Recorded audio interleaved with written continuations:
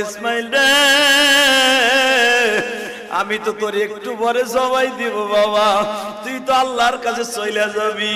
আমার মালিক রিজায়া বলিস, ও মালিক তোমার সন্তুষ্ট করার জন্য আমার বাবা 3টা সুমা দিয়ে আমার জবাই দিয়ে দিছে।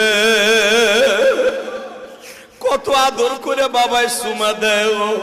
আজকে যারা বাবারায় ফেলছ, বাবার সুমার কথা ভুলে যায় না গো বাবা।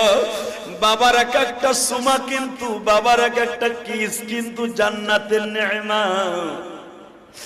সঙ্গে সঙ্গে বলে ইসমাইল রে, তাহলে আর দেরি করা যায় না, ওঠ পাহাড়ের উপরে।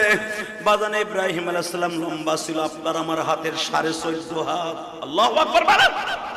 14.5 হাত লম্বা মানুষটা বাজান কয়েক কদম দিয়া পাহাড়ের উপরে উঠলেন, যেখানে শোয়াইছে ইসমাইলকে। ওই জায়গাটা এখনো